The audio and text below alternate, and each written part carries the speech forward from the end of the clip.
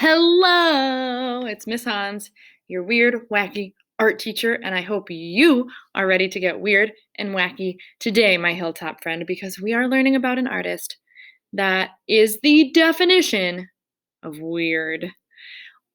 I am so excited to introduce you to Keith Haring today. We're going to learn about this artist quickly. We're going to look at a little bit of his art, and then we're going to make our very own weird, wacky, cartoon dancing people. That is right, silly little people. That's what we're going to make today, and I'll show you that in just a minute. But first, let's look and learn. I'm going to start the presentation here in a moment now. Everybody fasten your seatbelts. Here we go. Keith Haring. Keith Haring was a street artist. He made artwork out on the street. He painted on the sides of buildings, walls, even down in the subway of New York City. Let's learn about his life. He was born in a small town in the state of Pennsylvania. He drew all the time. And I'll tell you a secret. He drew even when he was supposed to be doing his homework. Naughty. He went to graphic design school. He didn't like it, so he went to New York City. And when he would ride the subways there, he started drawing with white chalk on black panels that were empty. He drew these little cartoon people that were always doing strange, interesting things. I see a leash with a little person leading a giant, and then maybe the leash turns into a snake and eats the little person? Interesting. People loved looking at his art because it was so strange and it made them wonder what he was thinking. Soon he got really popular and even started hanging his artwork in galleries around New York City. Once again, you can see weird, interesting people doing silly things. This time he used bright colors too. And even though his artwork is weird sometimes, really, what he was trying to do was spread a message of love and friendship and kindness to everyone around the world. Here's some more of his silly pictures. What's your favorite? I think I like this monkey one because, kids are a little bit like monkeys. At least they act like monkeys sometimes. Here's another great example of his artwork to show how much he loved the world and all the people in it. And what do you see at the bottom? Little dancing people. That's right. That's what we're going to make today. Now, Keith Haring has gotten so famous that you can see his artwork in fashion shows, on runways, cool sneakers, and even right now, you guys, I think Target is selling Keith Haring style clothes. I think Miss Hans needs to go shopping after school today. So when we make his artwork, we're going to copy his style, but you'll get to choose what your little people are doing. His style is to have thick black lines outlining his little people. He adds little movement lines around their heads or hands or feet to show that they're wiggling or thinking. And he uses bright colors. So that's what we're going to use in our artwork today. You can see here's my example. I'm going to shrink myself a little smaller. There.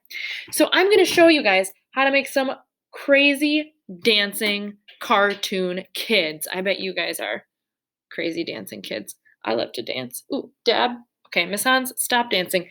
Get to the art. So here's what you're going to need, folks. A piece of paper, maybe two pieces so we can practice, or maybe we'll practice on one side and then flip it over and do our final picture on the front. So at least one, maybe two pieces of paper. You're also going to need Sharpie, pencil, and markers. Get your markers. All right, so papers, pencil, Sharpie, markers. Let's get started. Get out of here, crazy little people. Dance away, dance away. So first, let's get our piece of paper and let's start with our pencil. We're going to practice drawing little people just like Keith Haring drew. It's always good to practice before you make your final piece of artwork. Then if you mess up, it really doesn't matter because you can just practice again and again until you get it right. So I'm going to zoom in a little bit. And on the back of our paper here, let's practice drawing a person. We'll start with something simple, just standing with their arms and their legs straight. So at the top of your paper, let's start with around head. It's like a circle, but don't go all the way around. Stop and leave a little hole right there. Then we're going to make the arms going kind of straight out to the side like this, just regular arms. On one side, we'll make the arm go out, go around for a little hand, and back. But don't go all the way back. Stop about right there. Don't go all the way back to the beginning of the line. Now, same thing on the other side. We're going to go out to the side, make our little round hand, and then go back, but not all the way. Stop about right there. The reason we stop early is because if we kept going, our person's body would be really skinny because the next step is to do 2 lines down for their torso. 1, 2. There's their body. Great. Even if you messed up a little, just keep going. We'll do more practices, or you can do more practices on your own. Now let's do the legs. We'll do some straight legs. Down, around for the foot, and up to the middle, right between these 2 sidelines. That's where you stop. And then we'll do our other leg. Down to the ground, around for the foot, and then we'll connect it back up to the body. Boom! It looks like a little gingerbread man, a little cookie cutout, right? Now, we're going to get fun with the arms, but here's what you have to be careful of. When an arm bends, it can bend in 3 places, right? We've got our shoulder. It can go up or down, so our arm can be way up here or in the middle or down. Your shoulder controls that movement. Then, your arm can also bend at your elbow, up, down. Ooh, look, I'm waving like a robot. Hi! And the last place your arm can bend is your wrist. We can turn our hands different ways using our wrist. What's tricky about drawing people is you've got to remember those 3 bends. You can't have somebody with noodle arms because that'll look weird. Like if I drew a person like this,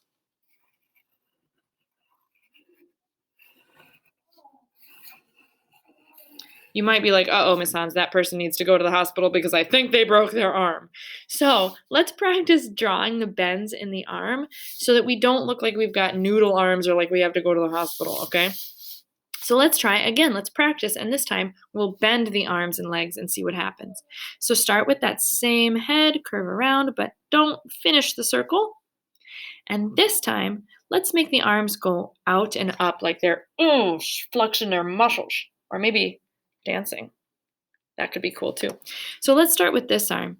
At the shoulder, we're going to go straight out to the side, and then we're going to bend at the elbow. Go straight up. Give a little hand here, and then we'll go down. And remember, when we go back to the armpit, don't go all the way. Stop a little early. Don't go all the way. Now for the other arm, maybe that one, okay, so we've got one that's going this way. Maybe for the other arm, could be going down that way. Ooh, that could be funky. So let's do a line straight out from the neck. And then for the elbow, let's go straight down this time. Little round hand. Back up to the elbow, back to the armpit, but remember, don't go all the way back. Good. Now we can do our 2 lines down for the body. And let's think about the legs. What could the legs be doing? One could be straight, one could be bent, and legs are a lot like arms. Let me show you mine. We've got the hip where it bends, we've got the knee, and we've got the ankle down here, right? We don't want noodle legs, so let's make sure we're drawing them correctly, okay? Back to our legs. Here we go. Let's do one leg straight, just because that's what we know how to do. So starting on the hip, I'm going to go down, around for the foot, and then I connect right back up in the middle between the legs. And then for the other leg, maybe that one can be bent. So starting at this hip, I'm going to go out to the side. Straight out. Now I'm at the knee, so let's go straight down, and let's do a little foot around, follow the line back, and we're going to connect it to the middle with that other leg. Boom. So now we got some cool dancing people. Oh, that guy just looks scary to me. That's like a creepy one. So we can have straight arms, we can have bent arms and legs. It's up to you. So what we're going to do now is we're going to do our final picture. we're going to make some silly dancing people. So let's flip over to the front and we're going to make 4 people. 1, 2, 3, 4. To make sure that all 4 fit on our page, we're going to fold it so that we can have 4 sections. The folds will tell us where the sections are. So turn your paper the tall way, and let's take the bottom and drag it up to the top until it lines up on the edge. Line up those edges. And then press and fold. Oh, sorry, little guy. Kind of bent your head in half. There. Now we've got a nice line through the paper. We can see that we've got 2 sections, but we need 4. So now let's take this side and bring it over, line up the edges, press, and smooth that fold. All right. Now, because we folded the paper, we can see that those folds help us to have 1, 2, 3, 4 sections of our paper. Now it's time for the Sharpie. Not on the fold line, but inside this rectangle, we're going to make a little frame, like a little rectangle to hold in our crazy dancing person so they don't escape. There we go. And we'll do that 4 times. 1, 2, 3, and 4. Do you guys like to have dance parties at home? I love a good dance party. Good for exercising and just getting funky. Okay, sweet. So it looks like a little picture frame now, doesn't it? In each one of these boxes, we're going to put a silly dancing person. Let's start. I'm going to draw, and you can draw with me and draw what I draw, or you can get really creative and goofy and draw somebody doing something different than what I'm drawing. I'll let you choose. So if you want to draw with me, you can. If you'd like to just draw on your own and make your own person, go for it. So I'm going to start with this person dancing the disco like this. You guys know the disco? If you don't know, your parents probably know. Shout out to any parents in the room. Way to go, parents. All right, so let's start with that round head. Remember, don't close the circle. One arm is going to be pointing up to the corner. So starting down here at the neck, let's make the arm straight up this way, around for the hand. And remember, when we go back, don't go quite all the way. Then on the other side, we're going to have it like their person's hand is on their hip. So notice the shape of the arm. It starts at the shoulder, slants straight down, straight back to the hip, and then hand on the body. So let's draw that. Starting on this neck, we're going to make almost like a triangle point. It goes out and back, around for the hand, and then follow the line back. Remember, stop before you get all the way to the end. Stop a little early so that we still have room for that body. Now our 2 straight lines down for the torso. The torso is just like your middle part. That was a dance move. Then for the feet, we'll just have those be straight. It's a little easier that way. So starting right under the hand, I'm going to go down, around for the foot, and then we'll go meet in the middle here, right between the legs, and then same on the other side. I'm going to go down, hook around for the foot, and then I'll connect it right back up to that line. Oh, that looks so cool. Make sure he's standing on a floor, so he's not just floating in space. Although that would be really cool too. If you want to do a floating in space astronaut dancer, go for it. Keith Haring also liked to add patterns to the floor. I'm going to add some dashed lines, but you could add polka dots or stripes or wavy lines, whatever kind of dance floor you like. Now let's keep going. Let's make more silly people. This one, I'm going to do jumping in the air. Kids love jumping.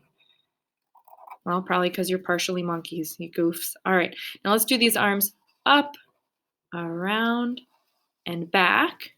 And the other arm the same way, up, around, and back. 2 lines down for the torso. And then what should we do with the legs? Should we get a little creative? Let's make it look like they're jumping way out to the side. So I'm going to go out, around for the foot, and back to the middle. And then let's fill in that other leg too. Out, around for the foot, and back up to the middle.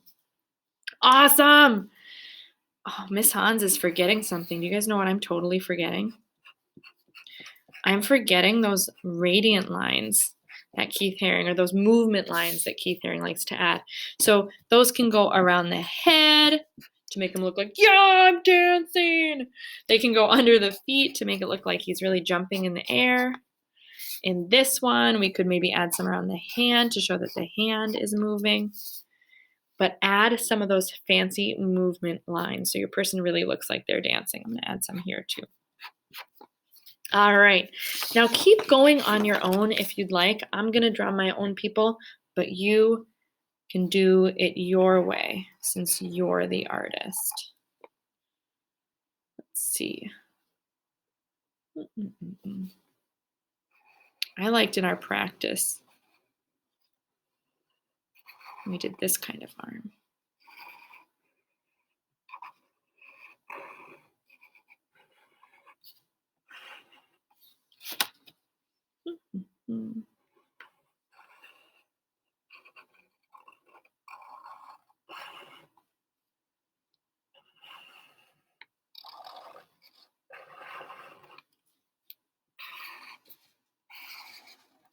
Oh yeah, that's a funky move right there.